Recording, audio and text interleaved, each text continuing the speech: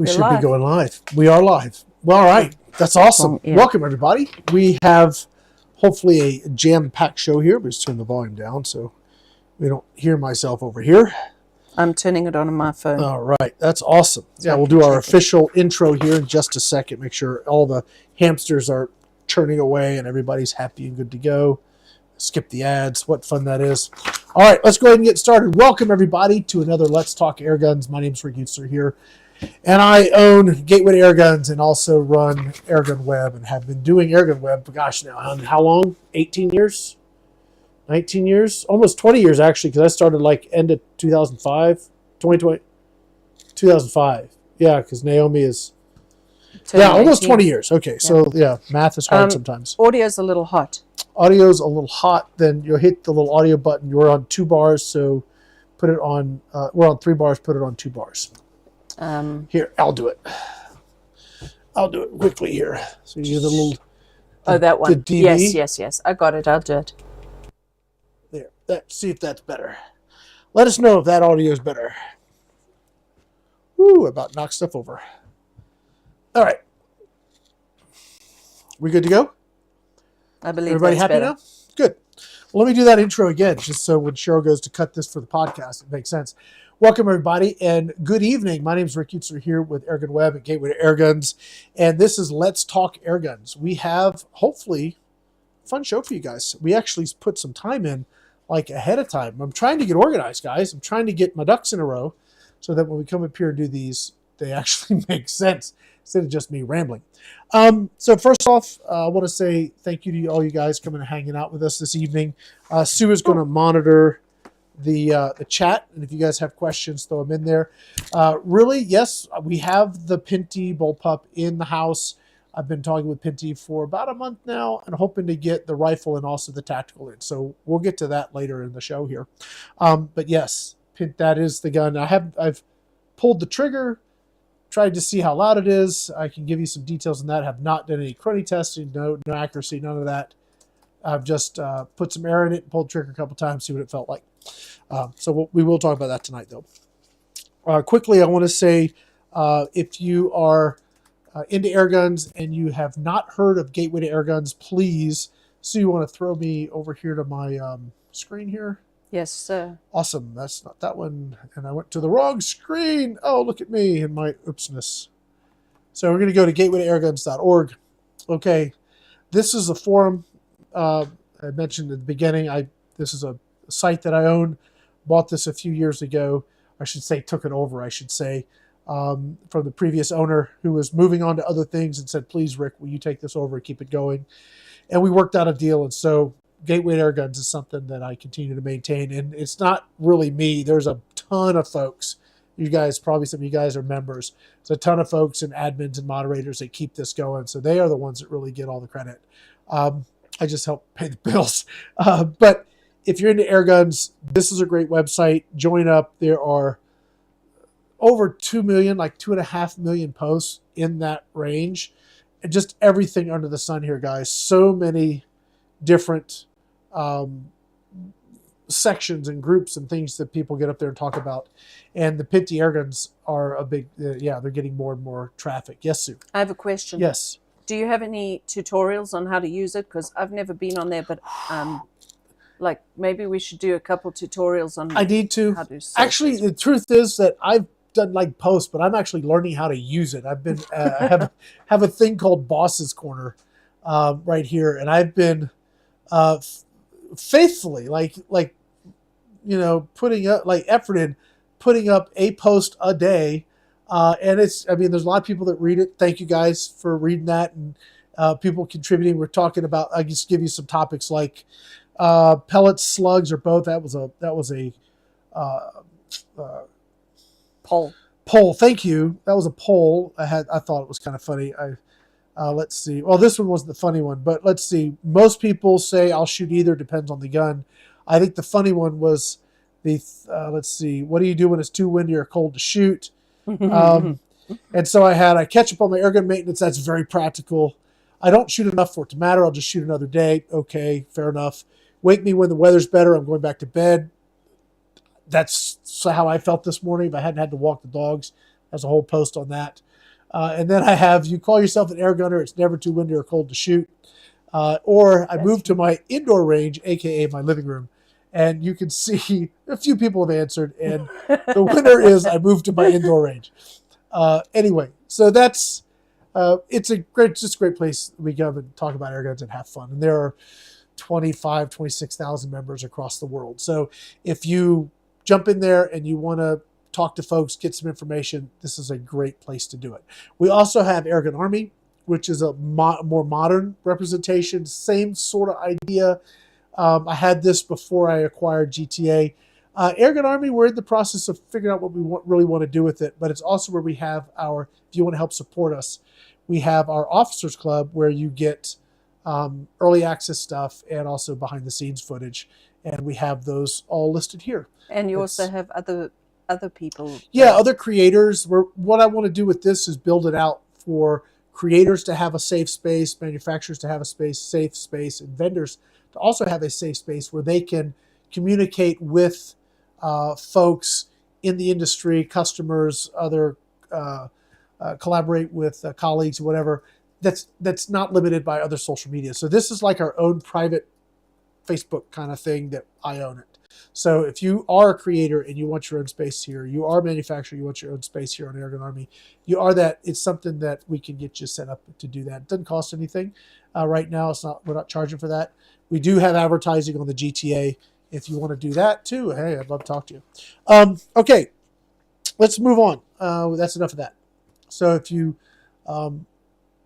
you've heard from last week, we were talking about the Airgun Expo, which we try and do every year. I took a year off when I was sick, but we're doing it again this year. It's going to be Memorial Day weekend. And Airgun Expo, we'll see if that is a thing because that's like sponsors help us do it. If that doesn't happen, we're still going to have a fun shoot. So Airgun Expo / AirgunWeb GTA fun shoot here at our ranch. So AirgunWeb range, 100-yard range down here. It's a lot of fun. We'll have a lot of guns to shoot and have fun with. If you've never tried some guns that you've seen me shoot on the channel and you want to give them a shot, and say, Rick, I've always wanted to shoot that hammer or that Day State Red Wolf or that whatever, we're going to have all that stuff out and available for you guys to put your hands on and have some fun with. So that's going to be Memorial Day weekend. Sue has set up a link. If you go to the AirgunExpo.com, you can sign up. Now, it's not signing up like there's limited, like you have to sign up to come. It just helps us know if you're coming because we got to figure out what kind of facilities we might need. If you want to come stay, we do have a small campgrounds. I think there's 6 spots available with electricity. We're building it out. So right now there's power. That's all we got. But there's that available if you want to, ads, YouTube. If you want to come stay with like an RV or something. And we have plenty of room for you to coyote camp if you want to do that. But that's Airgun Expo coming up Memorial Day weekend in May. Dates and information are on the AirgunExpo.com. So check that out. We've already had at least some emails coming in. So if you've already emailed us, we will reach out to you and we're going to keep you on list and just keep you updated with the current status of what's going on so you can make plans. So that's that. Any questions so far, Sue? Are we good to go? Good to move forward here? Go. Okay. Someone wants to know what we're talking about tonight. So yeah, I mean, I'm going to take 3 and we're going to relocate 3 till after 4, hon. Okay. Okay. Okay. So the thumbnail tonight was like, what's up with affordable air guns? And I don't mean that in a negative way. I'm like, holy crap, look at what we have available today. So back when I started, PCPs were only for the elite and brake barrels were for us mere mortals. And then I got a chance to shoot a PCP and I said, holy crap, this is awesome. And then Benjamin came out with their Benjamin Discovery. And that was once that hit the market, then all of a sudden PCPs became far more accessible and mainstream. But they were still kind of, the Marauder is freaking, it's a amazing gun. Still is. I mean, that gun's still going, right? And I had that in South Carolina. So we're going way back, hon. I mean, when I was shooting the Marauder way back then. So that's got like, whew, yeah, right. But, though even the Marauder now is $600-700. And we've got air guns now that are, we're talking PCPs that are a couple $100. We're going to talk about the Pinty gun, the Pinty guns, which are $280. If you're a GTA member, you can use a coupon code. You get $40 off the Pinty gun. So now you're talking $240. I mean, holy moly. And that gun is, it's not just a basic gun. I mean, it's basic, but it's got a decent trigger. It's got regulator, so it's regulated. It's got a really good moderator integrated. Like, reminds me of the Hubin. It's so good. Yeah, for $280. That's just, I mean, wow, right? So, question for you guys: are you into PCPs? And if you're into PCPs, where did you start? Like, what was your first PCP? And what do you think of these guns that are like super affordable? And what to you is super affordable? For me, I'm thinking we hit like $300 plus or minus a bit. That's like an affordable PCP. There are some more and a whole bunch more there are some that are less than that. And there's a whole bunch more that are more. So let me know. Throw in the chat your comments on there. We'll talk about them. But some of the affordable guns that we started with, like say, so the Discovery when it came out. Again, I got the Discovery. I remember I bought it. I bought it myself. We were living in South Carolina at the time, so this was pre-2010. So I don't remember when, but we moved there. We moved from there in 2010. So that's been around 15 plus years, right? Benjamin was, whoever designed this was genius. They put the gun with the pump in the box. So the biggest thing with PCPs is what, Sue? Do you know what it is? Or the biggest problem with PCPs is what? I don't know. Have to fill the daggum things. Oh, yeah. Right? That's why you like the Umrex Complete so much. You don't need to, it's just you've got your air in a canister. You don't need to fill it. So, okay, so you had to fill it. That was the problem with PCPs. The Discovery, nice wood stock. Basically, it was a CO2 gun rejigged to run PCP. That's all it was, right? But it was decent looking, shot well, plasticky trigger. It was whatever forgot the model of what it was based on, but it was a CO2 gun that had been rejigged for PCP, and they sold a boatload of them. Why? Well, because they had all the power of a brake barrel without any of the headache, and it had the accuracy of a 22 long rifle. So you had great accuracy, good power. You hunt with the thing. It was just transformative in the industry. And then they went to the Marauder, which now had a match rate trigger, fully adjustable. You could adjust it. It was just the valve. You could tune the valve. You could tune the hammer spring, hammer throw. All of those things that we as enthusiasts love about air guns, the Marauder gave us. But it jumped price. Like it went to what, $600? Five and some change. So that starts to get, pricey. Now there was always the expensive stuff, the air arms and the day states and those things, which were 1,000 plus or in that range. And now those guns are what today? $1,500, $2,000, almost $3,000. It's kind of like a runaway train on the high end. So I like the low end, entry level, affordable air guns when they perform. And I'll tell you one of the ones that I really like, and I was just looking at it in the shop the other day. I want to get it out and do some more shooting with it, is the Umrex Origin. I don't know if you guys remember that gun. Sue, do you remember the Origin? No. So the Origin was really cool. So the Umrex Origin, again, smart, came in the box with a hand pump. But the Origin was not regulated, but they had an integrated booster into the tank. So as you filled it up and you got a little bit of air, there was a gas ram in it that kind of compressed that air to make it usable sooner. So instead of having 200 pumps before you take a shot, you could put maybe 20 pumps into it and take a full power shot. That's pretty cool. You could also fill it up all the way and use it like a traditional PCP. But I think it was like $300 plus or minus with the pump and the gun and the whole deal. And it shot great. And it had a side lever, and it was really, really a cool system. I've got the 25 sitting down. I was just looking at it. I got to say, man, I got to take that out and shoot it. But that was, not only was the gun like affordable, but it had the means to use it bundled right with it. That's always kind of been the Achilles heel with PCPs, because the guns can be super affordable, but then if you need a compressor or you need a tank or you want a hand pump's a lot of work. Pumps are cheap, but it's the elbow grease that costs so much money or effort. Yeah, it's kind of a big deal. And then like the other sort of big leap forward in the affordable air guns for me personally was when the Gauntlet came out. because the Gauntlet, again, was a QB78, 79 sort of family that we airgunners, we enthusiasts, been taking that CO2 gun and converting it to PCP forever, right?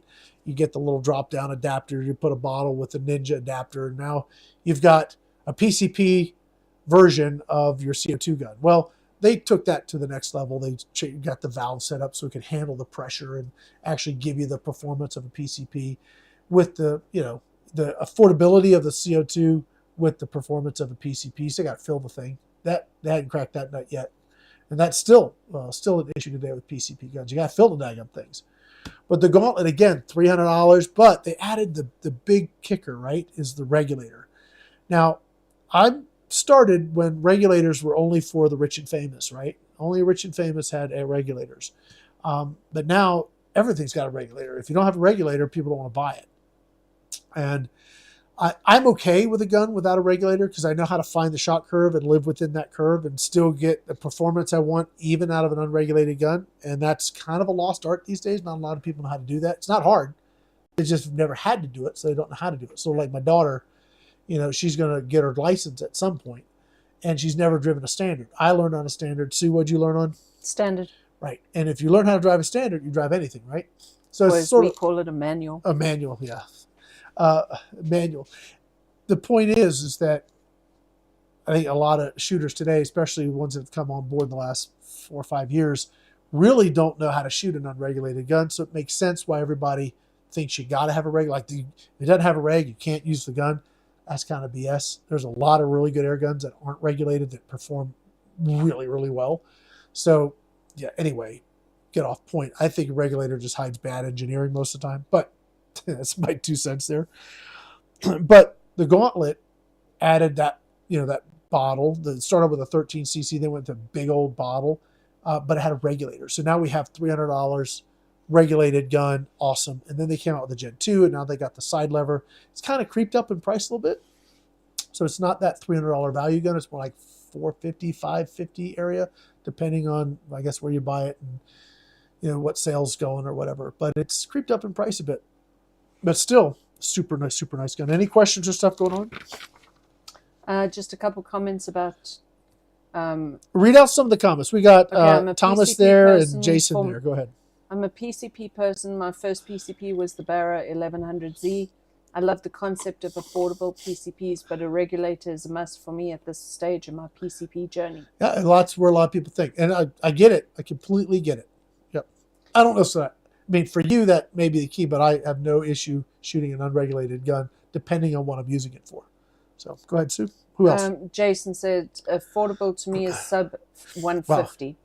Have not got into PCPs. Have a Hudson Striker 22 Springer. Just got the Umarex Pyrex Nitro Piston 22 and a couple of CO2 pistols. Okay, so you're starting out. I mean, that's where I started. And I was the same guy. It was like $100 for an air gun. Are you kidding me? I'll go get a Ruger 1022. That's what was my head. But I have since moved on from that position. As you can see, my Connex is full of stuff. Yes, Sue? I haven't heard of this one. Okay. My first PCP was a 25 cal Crown. Last one was an Avenger bullpup. Have 8 PCPs now. Yeah, the Crown is an FX, right? So that's like... Oh, I don't know that one. You've shot FX. Not the Crown. Not the Crown, heard of that one. But the Crown's like super FX, nice. Yeah. It's super nice. Yeah, that's like top shelf stuff. It's a really nice. I had a... what did I have? I had a Royale, whatever it was, 30 cal. That was pretty nice. I have 3 FX rifles. I have the Dream Tac. I have the Impact Mark III and 35, which is way fun to shoot. And then I have the Wildcat 20. I think the Wildcat's probably... Well, Wildcat is just... Yeah, it's falls squarely in the boringly accurate category. I love that gun. I think I find the Impact 35 more fun to shoot, though. This swing zib steel target's pretty good. Did you want more? Yeah, sure.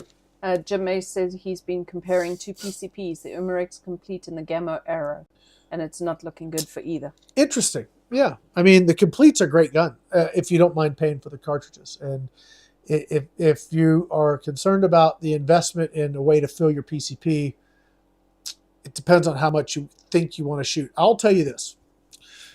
I used to hand pump, and then I got a scuba tank, and then I had to go get that, and then I got a carbon fiber tank, and then I had to go get that filled at scuba shop. And most I've been to 2 scuba shops, and they, for whatever reason, they can have a bit of a tude against air gunners or paintballers, because you're not using that gear for going underwater like you're like a second class citizen.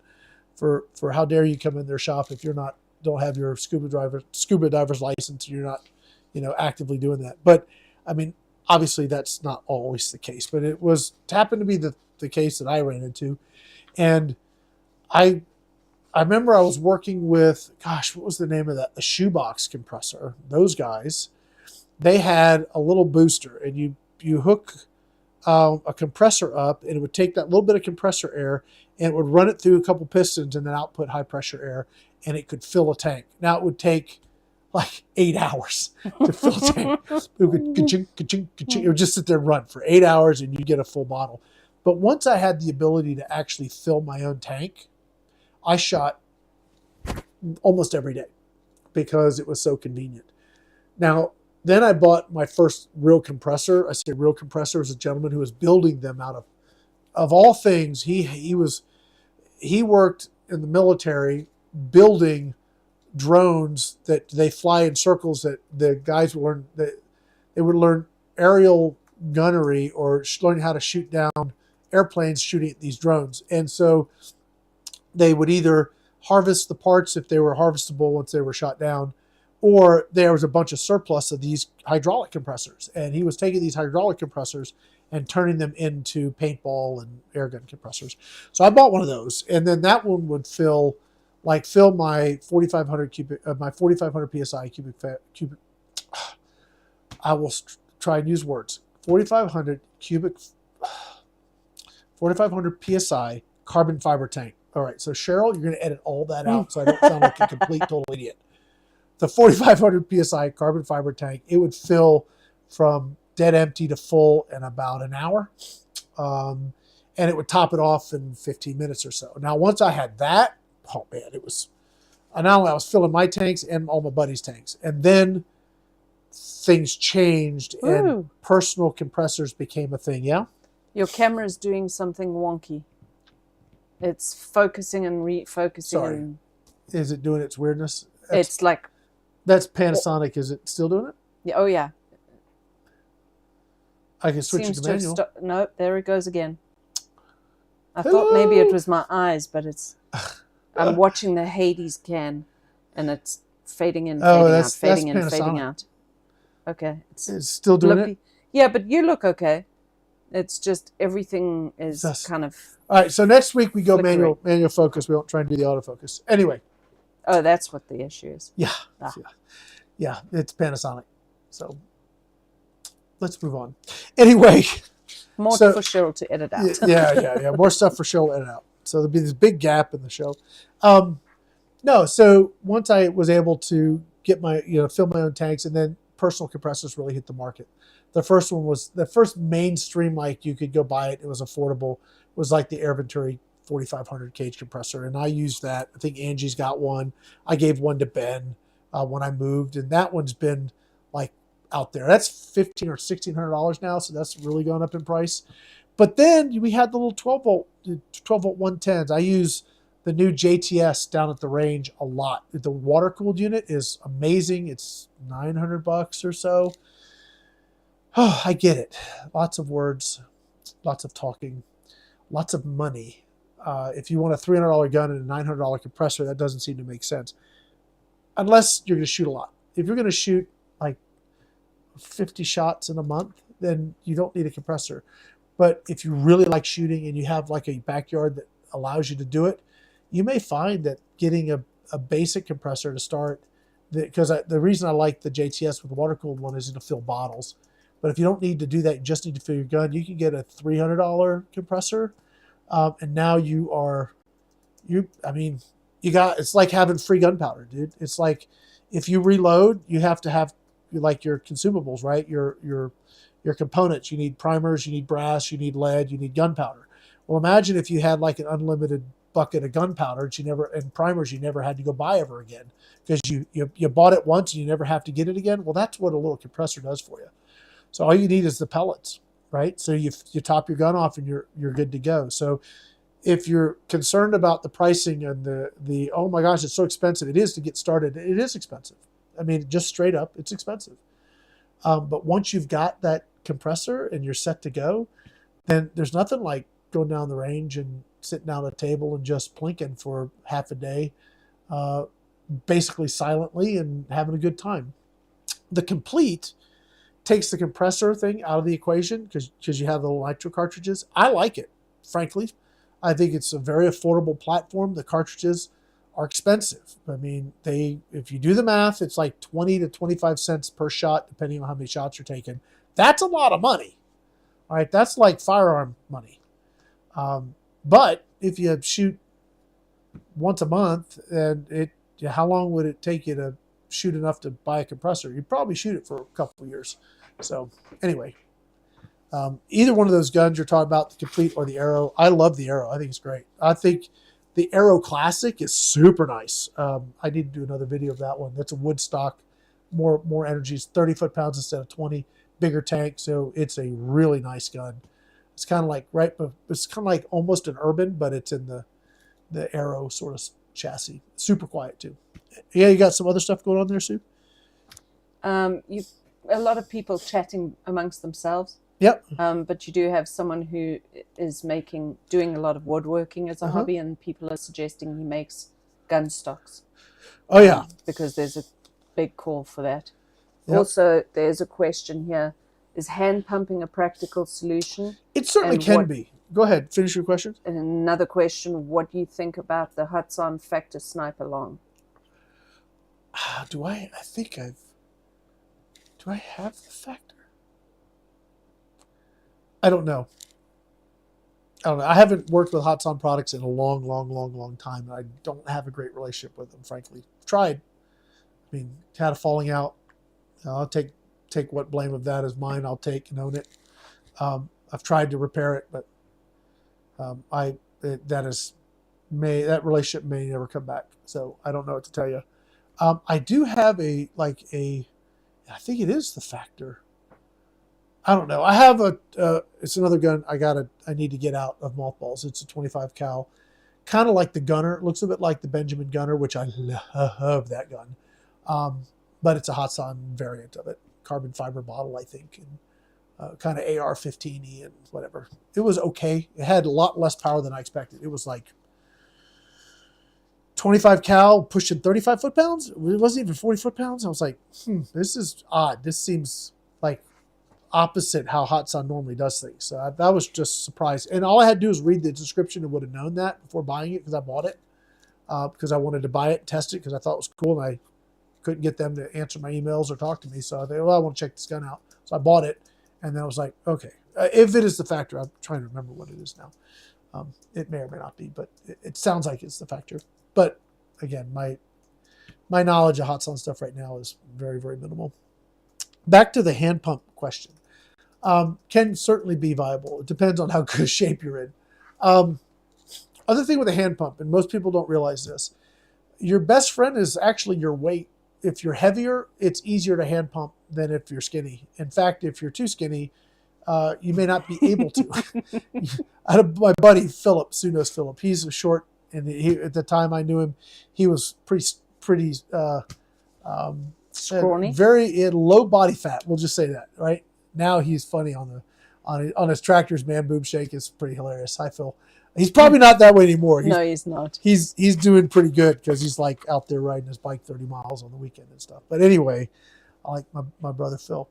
Anyway, he was trying to pump up one of my PCPs. He didn't have enough mass to actually compress the pump to get it to 3,000 psi. So if you're 200 pounds and you use your mass to compress it, not your strength, you're not using your arms, you're actually using your body weight, kind of lock your arms and kind of lean into it.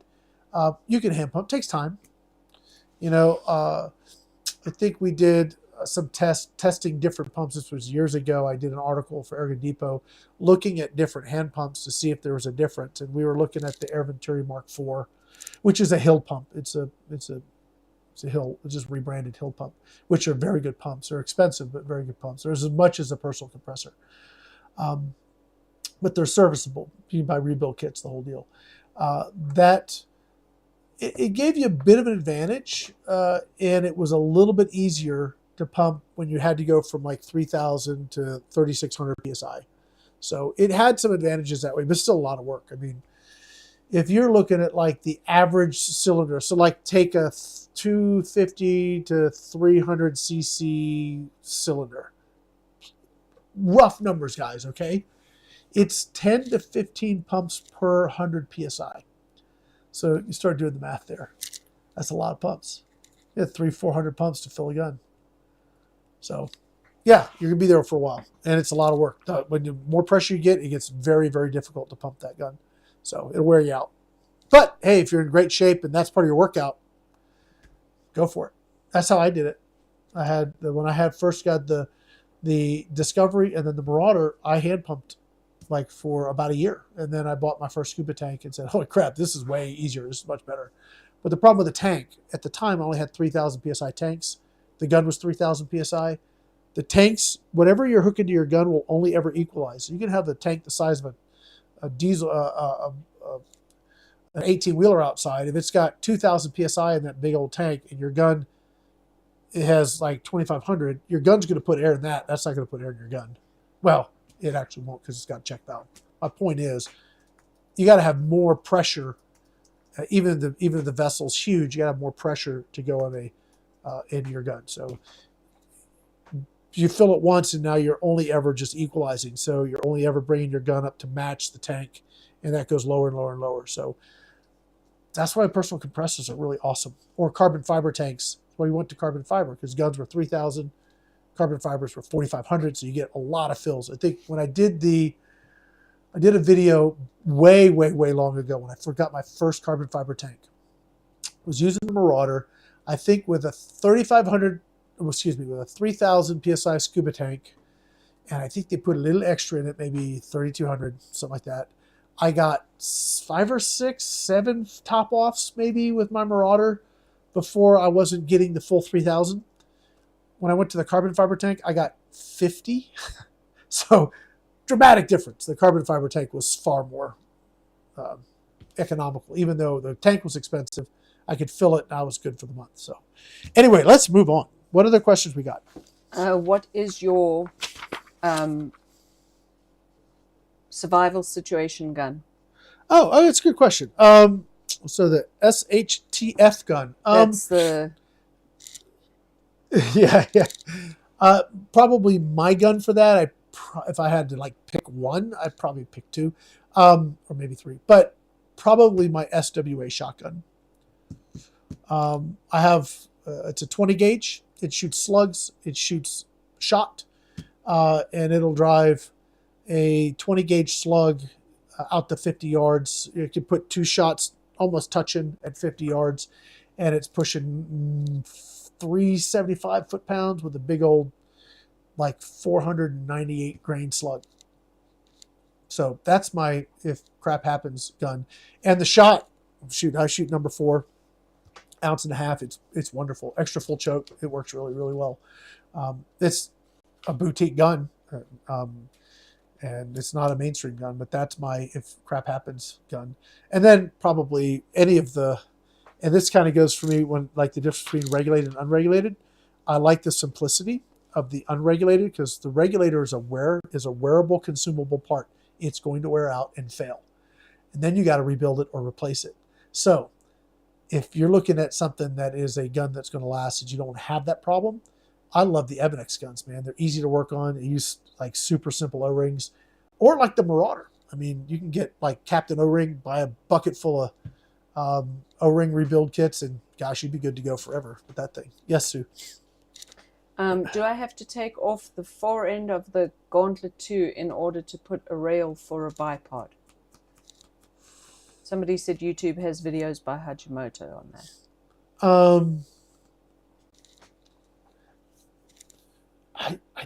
if you're using like the M-Lock, I don't think you do. I think you just go in the slots, tighten it down, and you should be fine. I don't think you have to take it off to do it. Now, if you like put it up there and you screw it up and the parts are flopping around in there, then you might have to take it off. But that's, I'm trying to remember if that just comes off with like the old one did. It's been a long time since I looked at the G2 and how that foregrip comes off. If it comes off the same as the G1, it's really simple if you have to. But I don't remember. I don't remember on that one, sorry. But you should not have to take the thing off if you do the M-Lock channel rail properly. Do you have a video on it on your channel? Oh, I have lots of videos on the G2. I'm trying to remember if I have. I know I've talked about the M-Lock, but I don't know if I've shown like installing one. If that's something you guys like to see, I can do it. It's easy to do. No, can't do it live, but I can do a video. No, but can't do it live. Can't do it live. We got some other questions here going off, right? No, everything else is pretty much just chatting amongst themselves. Okay. Let's see. When I heard about pumps, Bean flip. Hey, Bean. When I read about pumps, most people who bought hand pumps ended up buying a compressor. Yeah. So I skipped trying to go cheap and bought the compressor. I mean, yes, I would agree that is the right course of action. Having a hand pump as a backup, kind of that sort of mindset, is smart.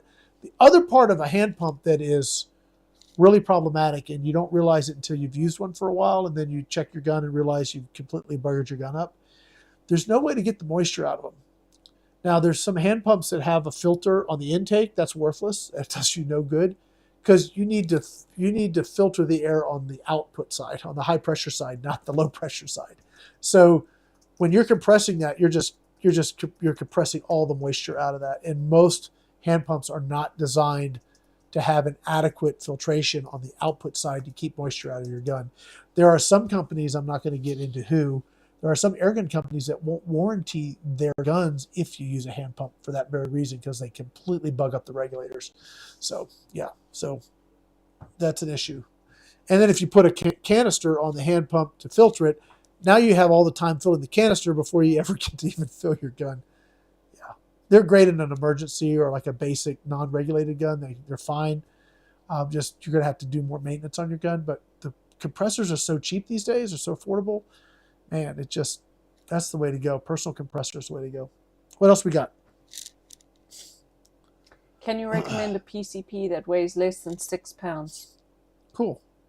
Yeah, I mean, there's a lot. The Macavity. I mean, we're going to go kind of going through these other affordable air guns, right? So the Macavity is under 6 pounds, absolutely gorgeous. The Pinty, the bullpup here, is 5.3 pounds. It's super light. So I don't know what the rifle's going for. I'm hopefully going to get one. But yeah, there's a bunch out there. The Macavity is a great option. Super nice gun. Sue will tell you all about Macavity. We were talking about that earlier. Sue, I asked some questions here on the affordable things. What are some of your favorites and why? Well, I've been talking like forever. Sue, I know you like the Macavity. You don't have a ton of experience shooting a lot of guns, but you shot air arms. You've shot some of my other guns. So you've shot high-end guns, but you like the Macavity. I have a few that I've shot that I really liked. Gamma Swarm was one of my favorites because it was the first one that I shot that wasn't a, oh my gosh, load one freaking pellet at a time. Who has patience for that? Not me. So that was my first favorite. Air arms, they're just a quality that is undeniable. BSA as well. And my latest favorite is Macavity. When I shouldered that gun for the first time, it just fit. It felt right. The cocking mechanism was great. Everything about that gun, the pellets. Magazine? Thank you. Yep. The magazine. A little roundy pellet holder thing. The little round thing that holds the pellets that you will always have to figure out which way to put them in. That was easy to use. And then we added the ATN scope to that, which was phenomenal. It just made it a really phenomenal experience for me personally. And it shot perfectly every time, like bang on target. dead on center. Yeah, she didn't same have, spot. you didn't every have to time. work hard to get results out of that gun. That Not at gun, all. for her, it's about the ease of it. I actually like a gun that gives me a bit of a challenge, especially when I unlock its secrets and then can get it to do what I want. But she didn't have the time or patience for that. Sort of like when we used to go fishing. She didn't never like fishing. She liked catching, but fishing was not her thing. Nope. Not at all. Hunting, not her thing. Like shooting animals, she'll do it. She's like, shoot the prairie dog, get her in the back of a truck shooting prairie dogs. She's very happy. But just sitting in a blind waiting for something to happen, oh no, that would not be. That's not a good time for Sue or Rick. No, and we were talking earlier about the look and the feel of the air guns, and for me, there are things that I go like, ooh, over the look of. Guns are not one of them. I do not see the look of a gun and go, ooh, generally. There are exceptions. Like at SHOT Show when I saw those air arms with the colors, the patterns. The patterns and the artwork on it, that was cool. But generally, I'm not impressed by them. However, the feel of it, when you pick up a gun and shoulder it and it fits and it's easy to use and there's no recoil, there's no noise, it just hits the same spot every time. That's perfection to me, and that's what I want to shoot. All right, we're about to have a mutiny, Sue. A bean flip's about to come through the phone and strangle me. About Pinty details. All right, so we're going to table the rest of tonight. We're going to jump to the Pinty, all right? All right, so let's get to that. Why don't we, because I have some other things we can talk about. We don't get to it tonight, next week. All goes well. Let's switch over here. Let me show you some pictures. You want me to pull it up? Yeah. Okay. So I did an unboxing. Do I need to save this? It's done. Here it is. So I filmed an unboxing video. Look at that box. Isn't that a beautiful box? Last night, take 48, I did an unboxing video, and that'll be going up probably next week. Just something quick. But you know, one of the things that I'm impressed with, and it's funny how Macavity, JTS, Pinty, these, even Evidence would do it. They're on the high-end side, a higher end, seem to be able to ship a gun where you get it in one piece. I mean, if you get a gun in, I've had guns shipped to me. I think the worst offenders have been the Marauders, specifically the wood stock ones that aren't boxed properly or there's no support, and you get them and you get the gun and the stock is snapped in half. That's no fun. But they did a very good job. You guys seeing this okay, Sue? Yes. All right. So it's packaged well, as you can see there. So there's our kind of first look at the gun here. And it's a nice wood stock. I don't know what it is. It isn't fancy wood, I'll tell you. It is cherry? Certainly, no, it's not cherry. It's certainly on the affordable side of things, but it's $280. It was through the entire video. I was kind of reminding myself it's $280. Comes with 2 magazines. Comes with a whole kit full of parts, including grease for the O-rings, which I thought was a nice touch. So you have a fill probe. You have extra, I think it's like 2 sets of O-rings if you need to rebuild it. The stock is nice. It fit well. It's not fancy, but it's not, I don't know, it's not unnecessary. One of the things, it doesn't have like weird bits on it. It's just very plain. One of the things that I think would be really cool is if they put swivel studs in it, or at least tapped it. Put holes where we can put our own swivel studs in, we'd be fine. There's plenty of meat in the stock to do that. Be really nice if they did that. The cocking lever is in the perfect position. It's right there above the trigger, so you don't have to go back here. So they did that right. The mechanics are nice. They're smooth. It's a $280 gun, right? It's not an FX. Okay, so don't expect $1,500 air gun smoothness and build quality out of a $280 gun. But it ain't bad, right? I mean, it's you take the beam and under lever, that's like, it's a little crunchy. It's not that either. So it's not FX, but it ain't like Crunchville. It is pretty decent. So it's smoothish, and I think just it's brand new. So give it some time, it'll probably be fine. And I do like the whole like drop grip handle T-bar kind of thing going. It has a very nice integrated moderator. I don't have the pictures on the computer here because I took them on my phone, but there's, I don't know, a bunch of baffles. So the barrel is 18.1 inches, so there's a lot of room at the end of that moderator there, that integrated moderator. It really reminds me of the Hubin. The Hubin is so ridiculously quiet. I have the Hubin 25, and I know everybody says they want an adapter, put a big chunk of moderator on their air gun. You don't need it. I mean, it's really quiet. This one, is it Donnie FL quiet? I don't know. It's pretty quiet. It's pretty quiet. Now, I can take the moderator off, and the barrel's threaded. So the moderator is actually, you got baffles inside that tube. And inside that tube, there's all the baffles, but it's actually screwed into the end of the barrel, and then it all compresses down. So it's a really nice stacked baffle, probably 8 or 10 baffles in there. It's impressive. Who makes it? What, the gun? Yeah. Pinty. This is the Pinty. And are they American? No, gosh, no, they're Chinese. Chinese. Yeah. Okay. No. Pinty optics. I used to sell Pinty optics in Airgun Pro Shop, and yeah, we use them for our budget guns, for your Beam and Commanders and the entry level stuff. Why put a $400 scope on a $100 gun? We can get the Pinty optics. They had the bread and butter for us was a 416 by 40, I think. Had an adjustable objective, mil dot reticle, wire reticle, and it was illuminated for $80 or $70, something like that.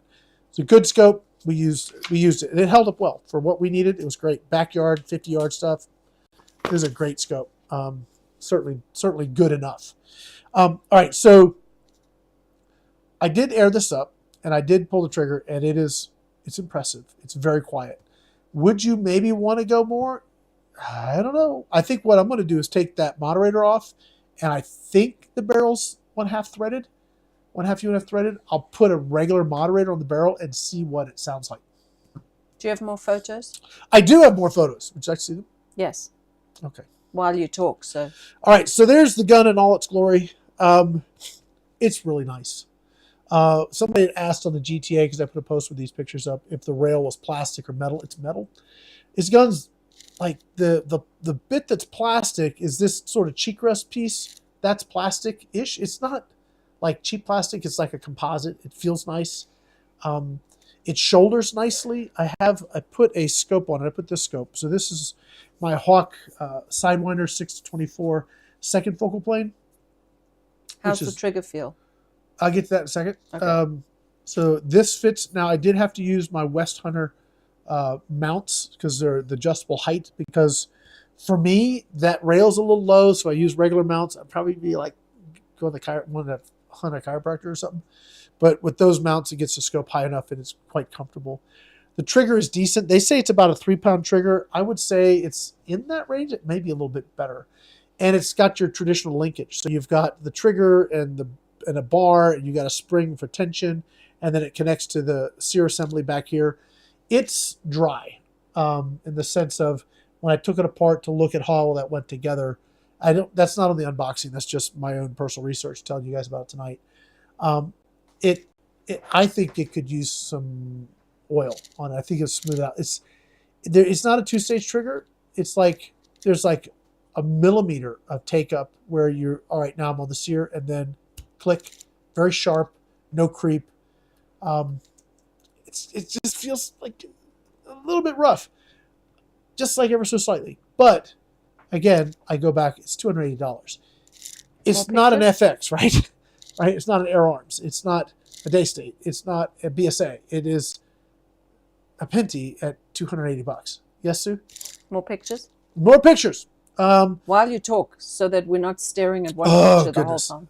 All right. So fills to 250 bar. Let's see what else we got. It looks like there's a hammer spring adjuster in the back there. So I did not, obviously, I haven't done it on a Crony yet.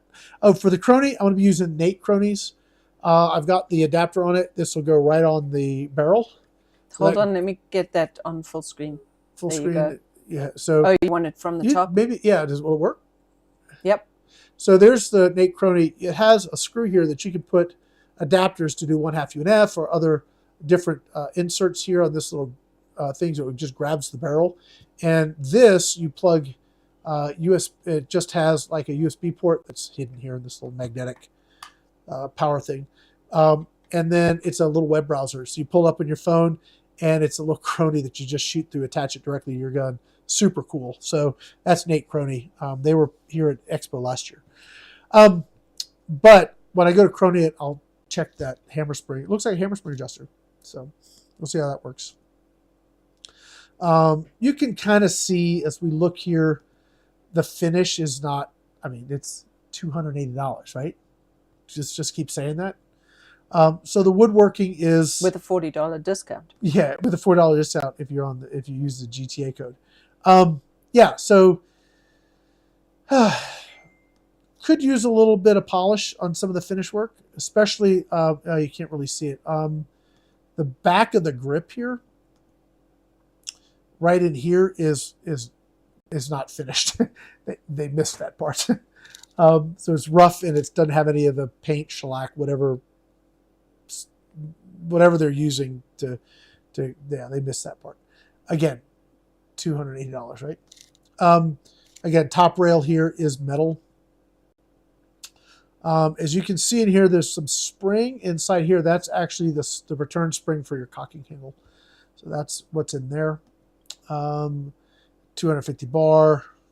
Yeah, and that's basically it. So I'm pretty excited about this gun, and I did not realize it was regulated, right? So when I was looking at the details on the homepage for the product, I was like, guys, it'd be really good if this regulated. And I get the manual, and it says regulated right in the manual. So they said, oh, it is regulated. We just need to update the website. I'm like, yeah, because that's going to be like a huge selling point. I know the tactical is regulated because they got the bottle with the regulator on it.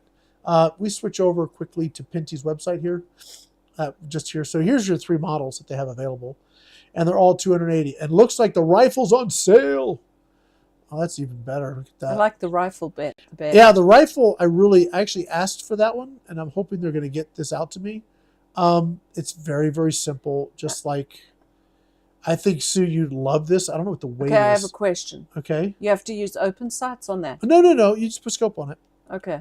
It's heavier than the bullpup. That's interesting. You really like light guns. Yes, I do. And this is is definitely not meant to look like an Air Force gun, right? This is 5.2. This is even lighter. And more shots. Is the bullpup SPA P10 with some small changes? Uh-huh. So, G-Man asked if the bullpup is an SPA P10 with some small changes. Oh, you were like Snowpeak. I do not know. I don't know. I haven't gotten that deep in the weeds with them on where they're sourcing their stuff. I don't know. Okay. Do you want some more questions? Oh, really? Beanflip saying the Buck Rail Nate Crony moderator combo is available now. That's awesome. Yeah, when I first saw this, the first phone call I made was to Terry over at Buck Rail. I said, and with Nate, I said, you guys got to collab on makes it, because he could make them. He could make the moderator. Nate, you could put your Crony module in it, and now you get the quiet and you get the, oh man, that's awesome. I'll have to reach out to them, because that is certainly something that I am very interested in getting my hands on. The regulator asked if the reg's adjustable. I do not know. Again, I have not gotten that deep into the weeds on it. It is not externally adjustable. I mean, you'd have probably adjustable if you are willing to take it all the way apart and adjust it, and then put it all the way back together and see. But it's not externally adjustable like a lot of the modern guns are. Sue, question? Okay. I missed this question when we were talking about fishing, so I apologize. Okay. Speaking of fishing, have you tried the AEA harpoon for underwater fishing? No. It doesn't have much use case here where I live. No, we live in Texas. But maybe Angie could do something like that. Angie, I think she's done some stuff off the front of a boat like that. But that would be way, way, way outside of my wheelhouse. Although we could go down to the stock pond when it's really full and maybe try and spear some stuck cows or something. That's about as far as we can get. That's that is just wrong. That is wrong. Well, they should stay out of our stock pond. It wouldn't be a problem. All right. So hopefully, being that gives you some information on the Pinty. Very, very cool concept. You know, I don't know how it's going to play out. I will tell you this. I did send some pellets downrange off the corner of my porch about 40 yards across the way to a bank, and I was plucking rocks off the bank after a few clicks on my scope. If that sort of example, if that's an example of what I can expect when I get it down to the range, I think we're going to be very pleasantly surprised. So let's just cross our fingers and hope, because, man, if we've got some performant sub $300 guns that are like not full of a bunch of compromises, that's going to be pretty awesome. I think that's going to be cool. One thing I want to mention before we wrap up, and I've got this target on the table here, and it kind of falls into this sort of concept of affordability. I want to talk about a guy. His name is Ben Spencer. He's got a thing he's pulling together, really trying to get it going in earnest, called Ultimate Field Target. Now, I'm not a competitive shooter. I don't know that I ever want to be. One, because I'll show up and everybody will see exactly how terrible I am. So I want to avoid that at all costs. But in all seriousness, just not my jam. The reason is because in my experience, it has been the person with the biggest wallet has the biggest advantage. And for me, that's not fun. I don't care if it's bench rest. I don't care if it's field target. When it becomes a competition of who's got more money invested in their gear, I'm out. I'm tapping out. It's not my thing at all. So Ben has been working really hard to create something that is super accessible. So he's got these cool targets. Now, the gentleman who made these targets, oh my God, it's heavy, is no longer with us. He unfortunately passed away. So these aren't for sale, but I want to tell you about the targets he's using because it's super cool what they do. And it makes the whole thing he's doing doable. So this is like, I don't know if it's AR 500, but it might as well be. It is rugged. This target here can take hits from 100 foot-pounds. So you can imagine caliber, well, within reason, caliber and energy is sort of like, doesn't matter what you bring into the table, you can shoot it. I would probably keep it under 100 foot-pounds, right? But if you want to shoot, 30 cal field target, well, as long as you can make it through the hole, that is the thing. But they shoot these out to 100 yards. Now it has a 3-inch kill zone at 100 yards. So super cool. But it's also tunable. So you have this adjustment back here, and it tunes from, you can knock this down with a 12 foot-pound gun, even though it's super heavy. I'd get Sue to like kind of confirm that. Let me just tell you, that is, you can see it. That is, she won't even be able to hold it. Oh, wowza. Yeah, that's got some weight. Okay, yeah. It's heavy. It's meant to be beefy and last forever. But this is what they're using out there. I would say if you're interested in some sort of thing that you could take any gun, like you can take a $200 PCP or a $300 PCP or a brake barrel. They're even doing stuff with brake barrels. And go out there and have fun with something like that. Just look up Ultimate Field Target. I know they're working on a website at some point. Once they get that up, I'll be able to share it, but it's not ready yet. But they work out of Phoenix. So look him up. He's always looking for people to come out and shoot and have a good time. And like he's been telling me, you got people shooting that could be from 8 to 80. 8-year-olds to 80-year-olds are out there, having a good time, couples. And just, it's about having fun and super accessibility because it's not about how much money you have invested in your gear. You can just show up. If you can shoot, you're competitive. And I think that's pretty cool. So if Sue and I have the opportunity when we're taking our RV to Havasu or something, I hope to stop by and catch one of his beats. It should be a lot of fun. But I wanted to do a shout out to Ben and his Ultimate Field Target. So Bean's asking about the warranty. I don't know, Bean. Let me see here. Let's see if they say it. Warranty right there. Ka-dunk.